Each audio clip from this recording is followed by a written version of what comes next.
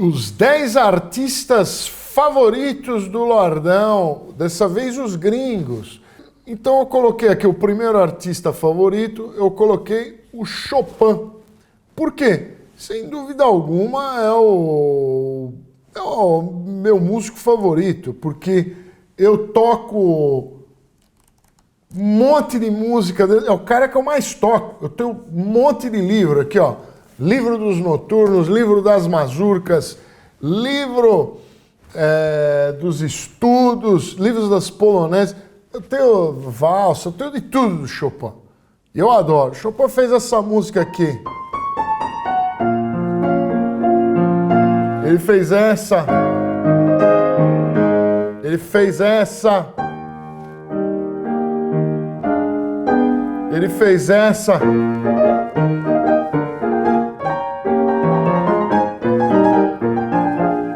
Ele fez essa.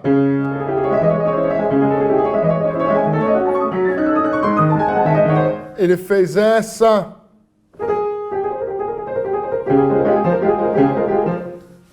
Então eu não tenho dúvidas que Chopin é o meu artista favorito.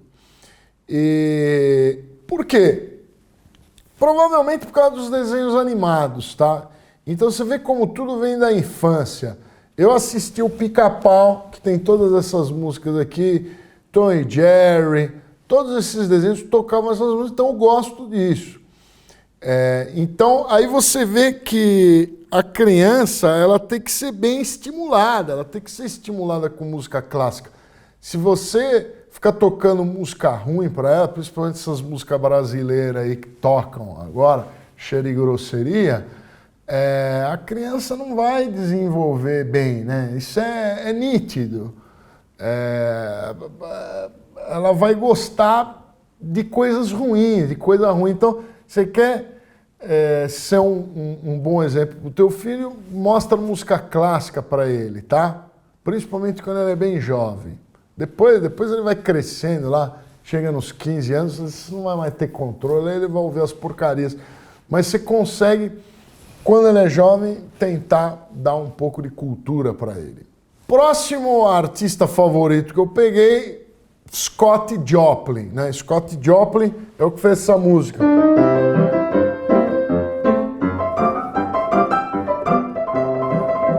Né? Essa.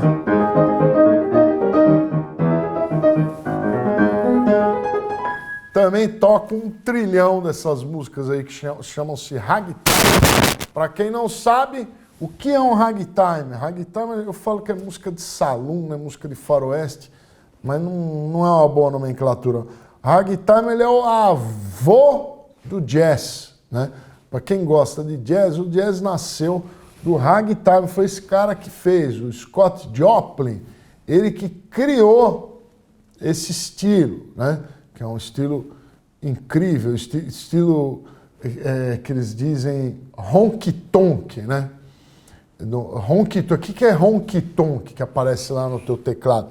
Era um bar antigo com piano desafinado lá, que se tocava esse tipo de música.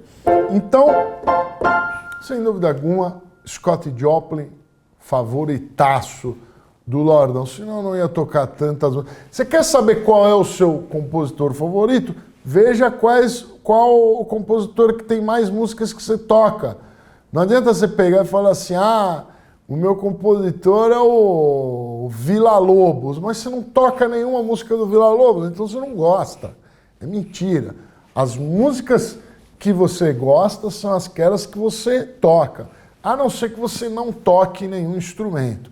Aí você tem o direito de escolher um compositor qualquer. Aí como é que você vai descobrir qual que você gosta? Você olha lá o que você dá mais plays, tá? Então o próximo artista gringo que eu coloquei é o Michelangelo, né? Quem é o Michelangelo? O Michelangelo é o que fez, aquele cara que fez a Capela Sistina. Ele fez um monte de coisa, fez o Davi de Michelangelo, fez um monte de coisa. E artista de primeira categoria, só que ele é escultor, né? Não está na categoria músico. Próximo artista que eu coloquei é o Leonardo da Vinci. Leonardo da Vinci, ele queria ser engenheiro de guerra, vocês sabiam? Ele queria fazer máquinas de guerra, armas, ele desenhava armas, né? Mas parece que as armas que ele desenhava, ou acho que ninguém testava elas, né? Porque antigamente, imagine, se hoje fazer alguma coisa já custa uma fortuna, né? Fazer um protótipo, imagina naquela época. Então, o Leonardo da Vinci era muito bom em projetar fortalezas, essas coisas aí, mas eu acho que nunca usaram nenhuma fortaleza, nenhuma arma que ele fez.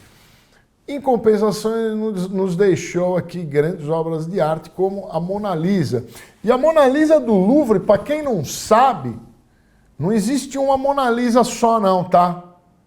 Existem duas, talvez três, agora eu não me lembro. Mas eu já vi duas Mona Lisas, tá? Duas Mona Lisas. Inclusive, a Mona Lisa que está no Louvre, lá na França, que supostamente é a mais original de todas, ela é mais feia do que a Mona Lisa que está lá em Madrid, no Museu do Prado. Tem uma Mona Lisa lá. Ela tem um fundo azul, né? Ela é mais azulada. Agora não se sabe se essa segunda Mona Lisa foi um pupilo do Leonardo da Vinci que pintou, se foi ele mesmo, ou alguém terminou, não se sabe, tem um mistério, né? A Mona Lisa do Louvre também é cheia de mistérios. Agora, será que tem uma terceira Mona Lisa? Eu não me lembro. Próximo artista que eu peguei é o Debussy, né? Que fez essa música aqui, ó. A música que eu mais toco.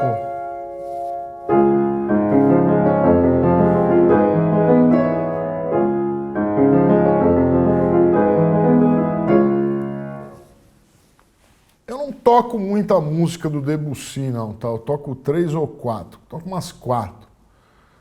Só que, por que eu coloquei ele nessa lista? Porque o Clair de Lune eu toquei tanto, mas tantas vezes que eu toco aquele Clair de Lune, que ele é muito importante, né? Ele é muito importante. Então eu coloquei. Mas o Debussy, ele tem coisas... Ele tem muita coisa que eu não gosto, tá? Muita coisa muito dissonante lá, que eu não engulo, não. Mas ele fez... O Clair de Lune, então ele está na minha lista de favoritos. Próximo artista que eu coloquei na lista não é um artista, são dois artistas. É o Gordo e o Magro, né? Na comédia, na categoria comédia. Se você pegar e assistir o Gordo e o Magro, hoje, você vai ver coisas que os caras fizeram nos anos 20, nos anos 30, que eram espetaculares. Já eram espetaculares e grandiosos. Eu estava vendo outro dia um Gordo e um Magro que eles ele abre uma portinha, começa a encher de água a sala, tacaram água no estúdio inteiro lá, jogaram água, só de água lá custa uma fortuna. Então, Gordo e Magro já faziam produções milionárias nos anos 20 e anos 30, tá? E eram mestres do clown, mestres do pastelão. Não é esses clown chato que tem por aí não vou falar, vai. Mas por aí, no stand-up brasileiro, aí tá cheio de clown que não tem graça nenhuma. O Gordo e o Magro eram mestres do pastelão. É coisa fina. Se você assistir hoje o Gordo e o Magro, você vai gostar da mesma forma que alguém em 1930 também gostava. O problema é que é preto e branco, então as pessoas não conseguem consumir coisas preto e branco. E praticamente mudo também, né? Próximo artista favorito que eu coloquei é o Mr. Bean. Também na mesma categoria do Gordo e o Magro. O Mr. Bean ficou famoso nos anos 90, né? Fazendo aquelas sketches. E é maravilhoso, todo mundo conhece o Mr. Bean. Mas lembrem-se que para ficar engraçado, não adianta você ficar treinando em casa lá imitar o Mr. Bean, que não vai ter graça nenhuma. o segredo do Mr. Bean, que ninguém fala, e também do Gordo e o Magro, né? Mas falando do Mr. Bean, é a direção. A direção, ele é muito bem dirigido, o filme é muito bem dirigido. Então aquelas piadas lá, lógico que tem números de clown que o Mr. Bean preparou antes, mas a maioria das piadas do Mr. Bean lá, eu tenho certeza que o roteiro, ele tinha um pré-roteiro e fazia na hora, bolava na hora, era um improviso. Muito bom, a nata do humor britânico, né? Também adoraria conhecer o Mr. Bean pessoalmente. Estive lá na Inglaterra recentemente, mas só tirei uma foto numa estátua. Próximo artista estrangeiro que eu escolhi como favorito, e esse é muito favorito mesmo, é o Homer Simpson do passado. Do passado. O Homer, ele era maravilhoso nos anos 80 e 90. O Homer era totalmente politicamente incorreto. Ele era incrível. O Simpsons tinha piadas engraçadas de verdade. Agora, dos anos 2000 e pouco para cá, não sei o que aconteceu. Ainda é engraçadinho e tal, mas não dá para assistir mais do jeito que era. Antigamente era... Simpson era outra coisa, né? Agora ele está meio lacrador, né? O que é o humor? Vocês precisam saber disso. O humor é uma crítica a alguma coisa. Como é que você critica alguma coisa e faz alguém assistir? Fazendo humor, ela tem que ser engraçada, né? É uma crítica engraçada. E se você não critica nada, por exemplo, ou critica uma coisa... Por exemplo, o humor da lacração. Ele é óbvio. Então ele não tem graça. Por que todo humor de mulher não tem graça? Porque é óbvio. É tudo muito óbvio. A graça é justamente alguém se ofender na crítica. Se ninguém se ofender, não é humor, né? Até um simples tombo, se fala assim, o Gordo e o Magro toma um tombo e cai. É um humor infantil. Não é. Você está rindo da desgraça de alguém que tomou um tombo, né?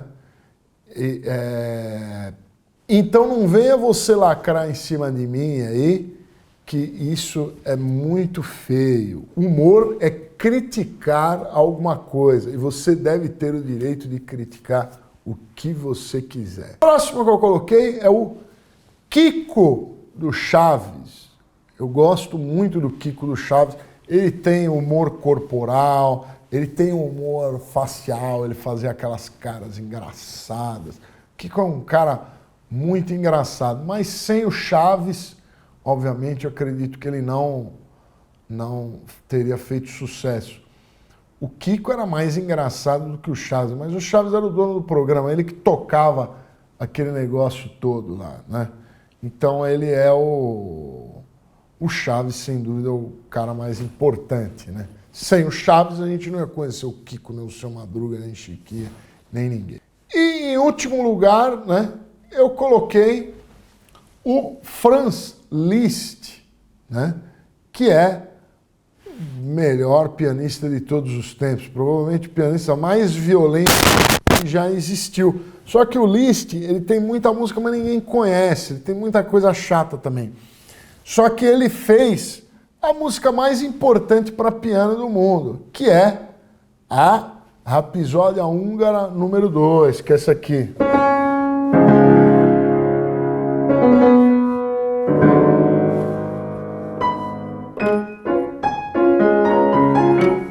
Então, essa música aqui é uma música dificílima, tem que ter habilidade, ela é difícil e bela. É muito raro uma música ser ultra difícil e também ser bela.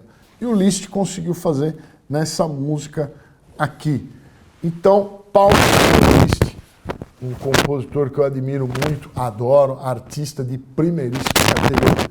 E se você quiser aprender a tocar piano, conheça os cursos de piano da Lord Music Academy que estão no link da descrição desse vídeo. Quer aprender piano desde o início até o intermediário, né?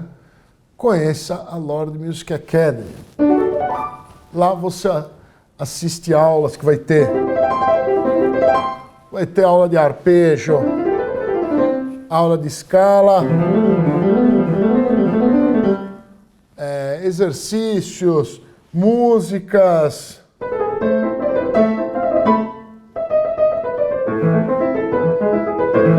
Você vai aprender de tudo lá, vai aprender a ler partitura, vai aprender de tudo. Te vejo nas aulas, hein? Tchau!